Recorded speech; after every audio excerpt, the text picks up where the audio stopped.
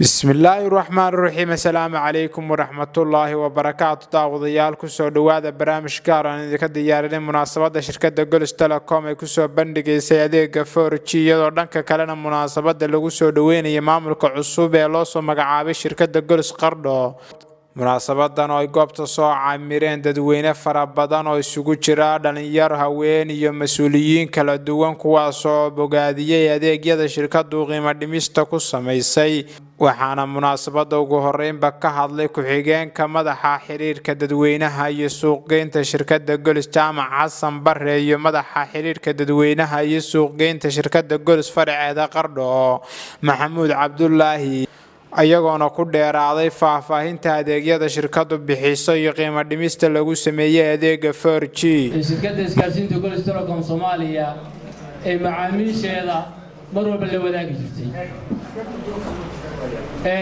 waxaad ogtihiin shirkadda Golis inay tahay shirkaddii ugu horeysay ee geyigeena Puntland keenta adeega isgaarsiineed ee GSM-ka loo yaqaano ama mobilka runtii tan iyo waqtigii shirkadda la aasaasay shirkaddu waxay ku tallaabsanaysay horumar dhinaca adeegyada isgaarsiinta ah maalinta ka dambaysa waxa la keenayay adeegay u baahan tahay ama ay u baahan yihiin macaamiisheedu adeegyada isgaarsiineed ee shirkadda marka laga hadlayo waxa ugu muhiimsan adeega GSM-ka mobilka adeega landline-ka adeega internet-ka ee shirkadda Golis iyo adeega sahal runtii adeega aan rabno in halka kaga hadalno waa adeega internet-ka ee shirkadda isgaarsiinta Golis Telecom Soomaaliya oo macaamiishu shirkadda Golis ay meesha ay aadeen ama dunida oo dhan meesha ay u socoto in adeega internet-ka loo wada guuray dunida oo dhan ay noqotay meesha ugu muhiimsan ee loo socdo sidaa darteed shirkaddu ka fekeraysa baahida macaamiisheeda waxa la keenay deegaanada Puntland markii ugu horeysay adeega fiber optic oo naqaano ama u ogsoonahay inuu yahay adeegii internet-ka ee ugu dambeeyay dunida joogna hadda waxa ma doono in ka dambeeya Ilaah baa garanaya laakiin hadda sidoo ku ognahay adeegii ugu dambeeyay dunida laga isticmaalo waa adeega fiber optic muddo 10 sano ku dhawaad bay shirkadda ku qaadatay inay adeegaas soo gaarsiiso macaamiisheeda oo macaamiisha macaamiisha culayskii internet ee markii hore ay nala wadaagi jireen ay macaamiisha ugu ahaayeen adeega fiber optic markii la keenay macaamiisha waxay heleen adeegii ugu xawaare sareeyay Soomaaliya oo dhan adeegii internet-ka ee ugu qiimo jabnaa adduunka intiisa badan oo dhan ma aha Soomaaliya kaliya adduunka meela ina ka jaban waa suurtagal laakiin inta badan dunida markii saadaal lagu sameeyay ama la fiiriyay qiimaha ay ku haysano adeega internet-ka ee fiber optic-ka dunida ay ku xeerannahay gaar ahaan geeskeena Afrika ama bariga Afrika ama waxa way Carabaha Aasiya waa adeega ugu jaban qiimahan adeegaas macaamiisha Golis meel kasta ay joogaan waxa loogu talagalay in la gaarsiiyo waxa daba socday marka adeegii 4G-ga oo muddo sanad ah shaqeynayay oo la jaan qaaday fiber-ka oo runtii waad ogtihiin adeegyada mobile data-da 2G baan ka bilownay ama baan ka bilownay markaan 2G ka soo gudubnay 3G baan u soo gudubnay 3G markaan ka soo gudubnayna waxaan u soo gudubnay 4G LTE waxa ka misuuna oo dhaqso insha Allah shirkadu u hirgelin doontaa adeega 5G oo soo dhawaan iman doona ujeedka marka aanu isugu yeernay xafladan waxa weeye adeegyada ay loo shaqeynayay ee fiber optic ugu muhiimsan yahay 4G LTE oo ku jiro in qiimihii mayfayga lagu ogtihiin oo helkiina ay ku samaysay qiimo dhimista waana kamid tihiin ama tihiin macaamiishiina waxa way shirkadda macaamiil aad u tihiin waa ku mahadsantihiin waa inay kaga mahadcelinayaa ajiibidii iyo waqtigiina qaaliga waa noo soo horteen oo halkan aad noogu timaadeen inta ka bacdi ujeedada meesha loo yimi waxaa ka sheekeeyey jaamac oo si fiican uga sheekeeyey iyo adeegyada la jebiyey qiimahooda la jebiyey ku noqon maayo laakiin waxaan rabaa keliya inaan ka hadlo xoogaa yar adeegyada ee shirkaddu bixisay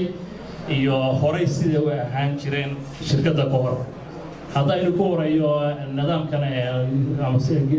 simkaarka ama GSM-ka shirkadda Golis ka hor dib weyn ayaa lagu qabay anugu waagaas waxaan ka mid ahaa ganacsatada magaalada inta shirkaddu imaan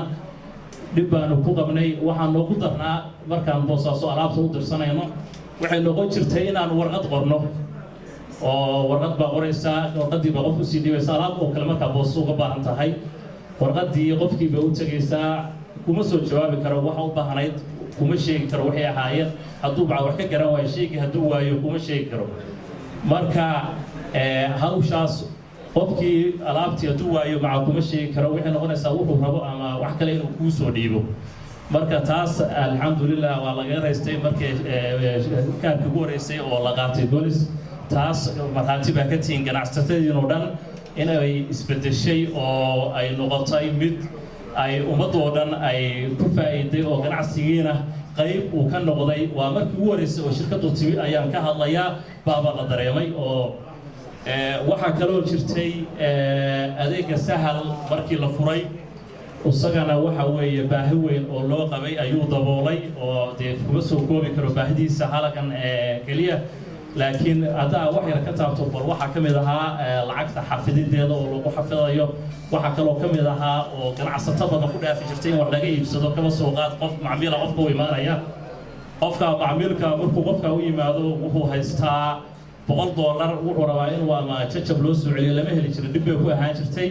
waxay noqon jirtay qofkii inuu markuu jajab waayo inuu qofkii wax uusan ka iibsanba oo lacagtiisa uu la noqdo taasna waa arrin jirtay bay ahayd oo adeega sahal intii la keenay waa waxyaalaha lagu liibaanay oo faa'iidadiisa ka mid ah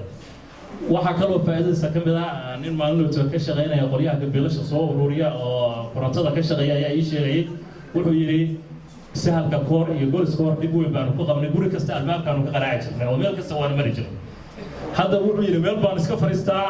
dadkii kaararkoodii baan aqaana macmiisha ah halkaan maamulaha cusub ee loo soo magacaabay shirkadda Golis Qardho Cali Maxamed Cali ayaa ugu baaqay bulshooyinka ku dhaqan gobolka Karkaar inay la shaqeeyaan mar walbana ay garab taagan tahay shirkaddu loona baahan yahay inay dhankooda ka soo dhaweeyaan shirkadda Golis Telecom Soomaaliya oo ka mid ah shirkadaha ugu fac weyn ee dalka diinka sanadoonada ganacsatada haweenka bahda saxaafadda maamulka shaqaalaha oranaya ee hawlwadeennada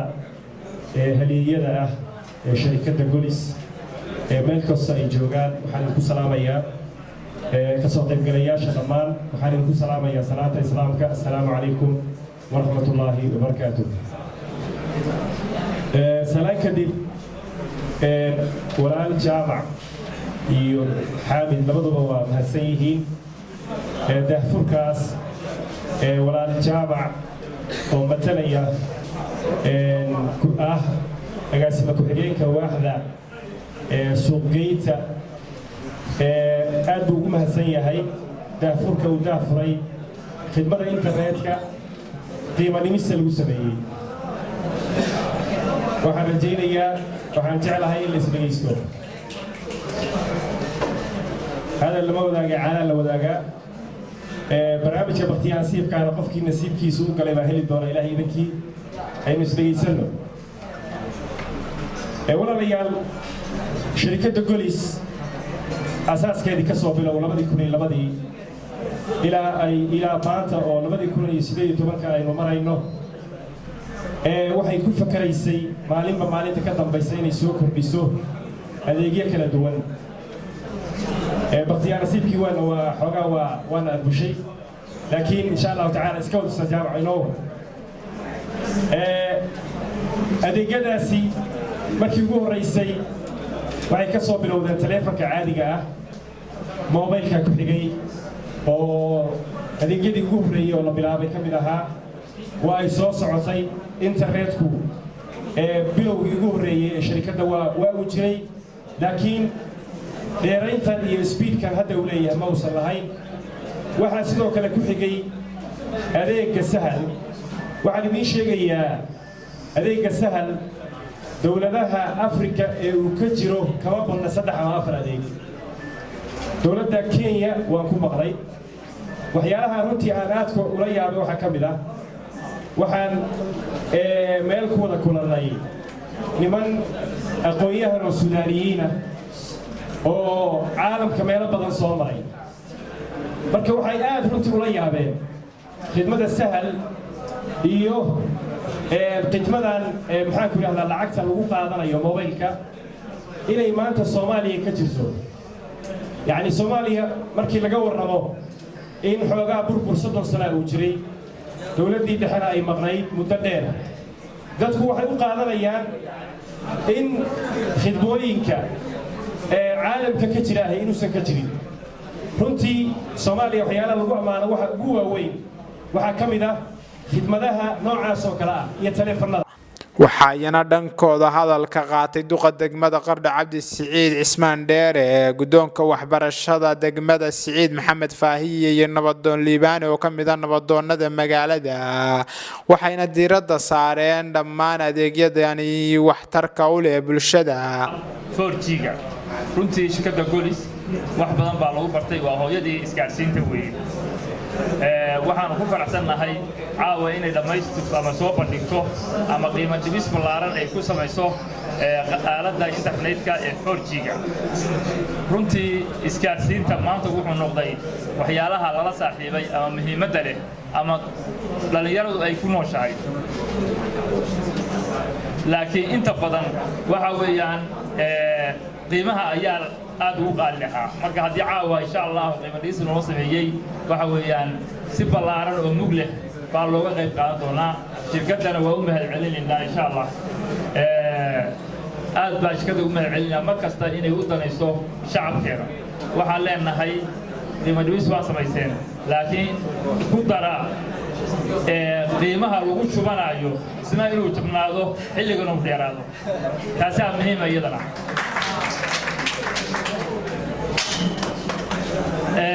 runtii Golis waxa weeye waddankooda waa ka shaqaysaa waxaan leenahay marka meelo badan oo ay weli dhulka baadiyaha ee gaari baa jira oo population aad u badan yahay idana waxa soo jeedinayaa inay wada gaarsiisaan deegaanka Qardho oo dhan tusaalahaan kale oo iyaguna barnaamijkan inoo soo bandhigay ama inoo fududeeyay Golis kulay ma aha dee isgaarsiin kaliya waxa inoo fududeysay waxyaalo badan bay ka qayb qaadataa annaga bahda waxbarashada adeegyada mid gaasa baan ku leenahayo la yiraahdo hoodo oo bahda waxbarashada u gaara oo ardayda imtixaanada iyo loogu fududeeyo oo ay ku helaaneen runtii waa uga mahadnaqaynaa iyadana laakiin waxaan u baahanahay Golis waxaan ku tirinaynaa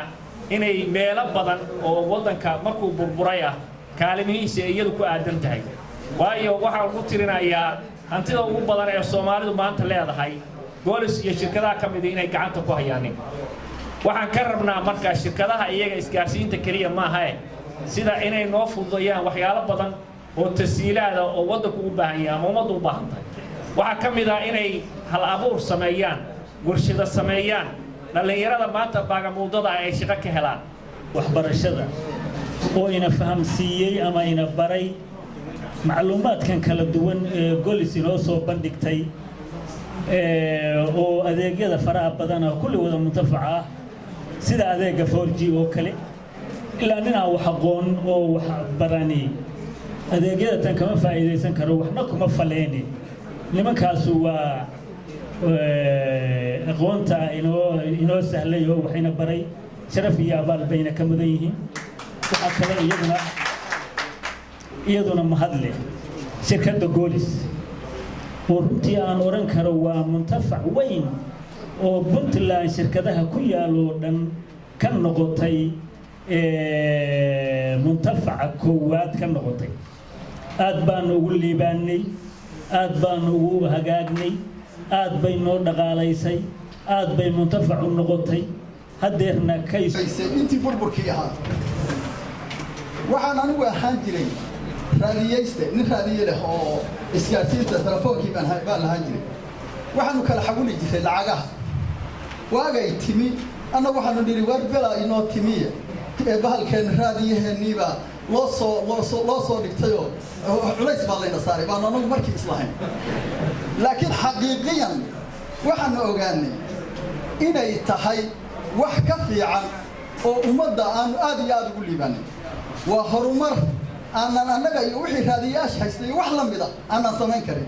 lacag baa luntay 500 baan xamar xawile kaasaan ka soco intaasaa luntay intaasaa la waayay hadda maantana waad ogtihiinoo sahalka meel kasta uu joogo moobilkiisa isagaa nina way baa loogu tuuray soo nimco weyn maaha insha allahu waxaan leeyahay aad iyo aad baa loogu liibaanay isgaarsiintu heerkay maraysana waad arkaysaanin waxaan leenahay sida xaqiiqda ah haddii shirkaddu ay ma garanaysaa shirkadaha dadka lacagta haysta oo ganacsatada soo hadeer waxaa ka dhaca dadka lacagta haysta oo ganacsatada ah haddii nin kirliyo keeno kirliyo oran mayno oo lacag ku helo la oran maayo war kirliyuu keenaya bakeeriyadii baa loo baahan yahay la oran mayno waxa la oranaya war kirliya lacag laga helay kirliyada keena baa la oranaya waxaan leenahay halla nidaamiyo oo dadka lacagta haysta haddii isgaarsiinta lagu najaxay dadkana baahidii ay ka tirtay war baahiyo kalaa bannaane jaanis ha la siiyo iyo waxyaabaha ay soo kordhisay taariikhda isgaarsiintii hore iyo dowladdii rag goobjoog ahaasay ahaayeen wax waa ka sheekeeyeen adeegyada casriga ah oo goliskeenta kulli waa la sheegay waa la wada ammaanay runtii haddii wax lagu daro oo intaa lagaga sii badbadiyaa ma yaalaan waa waxtar inoo wada muuqda oo aynu ka wada adeegsannahay wuxuu sheegay u baahanna maaha waa waxaynu adeegsanno badi waxa maaragtay aynu isticmaalno intaa kaliya maaha run ahaantii golis waxaan kaloo aada ugu ammaanaynaa oo ay maaragtay maxay muhiimaddeeda leh isxilqaanka ay in badan wax badan ay isu xilqaanto danaha bulshada oo ay ka qayb qaadato masiibooyinka yimaada ee abaaro iyo wax kastoo dhaca ay ka qayb qaadato mashaariicda horumarineed ay ka qayb qaadato magaratay maxay tahay wax kasta oo loo baahdo oo maxay ahayd danaha bulshada ah taana waa ku ammaanaynaa oo waxaan leenahay maxay ahayd waa waxay soo kordhisay intii lagu dhiirigeliyey ee ahayd inay shaqo abuurka badiso waxaan idinku salaamaya salaanta islaamka assalaamu calaykum waraxmatullaahi wabarakaatu bacda alsalaan caawa halkaan xafladan qiimaha iyo qaayaale waxaynu isugu nimi daafurka golis iyo barnaamijkan cusub waa soo dhawaynaynaa annaga haddaan haweenka nahay waxay la tahay raggii caawa dhan waa hadlaaya waxaa dhiman waa haweenkii waxaa hadalka u dhiman yahay haddaanu haweenka nahay waa soo dhawaynaynaa 100% golis waxaa moodaa inaan annagu haween ahaan waxaan u malaynahay 60% inaanu haweenku adeegeeda ay qaataan laakiin dheefteeda aanna waxba ku lahayn sababtoo ah shaqaale kama nihin hadda halkaan inta joogta 10 ma dhamin 8 ma naqaan waxaan marka golisay waa idin ciil qabnaa midda u horeysa midda kaleeto golisay guul baad gaarsiiseen bulshadii horumar weyn maalin walba waxaan maqlaa tuule hebla meelay ku yaalin caalamka ma naqaan waana furan yihiin golis baa gaadhay waa idin soo dhawaynaynaa 100% waana jecelnahay golis waana shaqaalaheedaanuna ka midnahay waxba yaanaan odhan maadaama aan adeegeeda qabsano shaqaalaheedii baan wadanay kulligan inta caawa halkaa fadhidoon waxaana idin leeyahay guul iyo barwaaqo iyo horumar iyo wanaag baynu wada rajaynaynaa haweenka anigoo ka wakiila aad iyo aad babaaqa idinku soo gudbinay goolisay kor u qaad codkaaga gudoomiyaha gobolka Karkaar Cabdullaahi Maxamed Barre Caato gabagabadii ka hadlay munaasabada ayaa shirkadda ku bogaadiyay kaalinta ay kaga jirto horumarinta bulshada isagoo oo dhanka kale kula dardaarmay inay shaqo abuur u samayso dhalinyarta shirkadda weyn ee golis oo inoo daafurisay inuu ka dhaqan galo internetka 4G degmada Qardho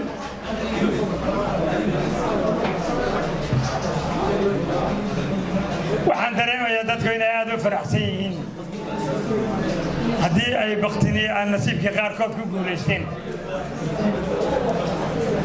adeegyo kalena waa idiin soo socdaan horta niyadda ku hay mar labaad waxaan uga mahadcelinayaa shirkadda golis adeegyada keliya kama qabato gobolladeenna baaxad weyn bay ku leedahay dhinacyada ka qayb qaadashada horumarinta waxayna kala qayb qaadataa horumarinta waxayna kala qayb qaadataa abaaraha waxayna kala qayb qaadataa amniga intaba wayna kala qayb qaadataa waa inaynu dareennaa marka inay wax badan oo tasiilaad ah ay inoo bixiso shirkadda golis aad iyo aad baan uga mahadcelinaynaa horumarka sharafta leh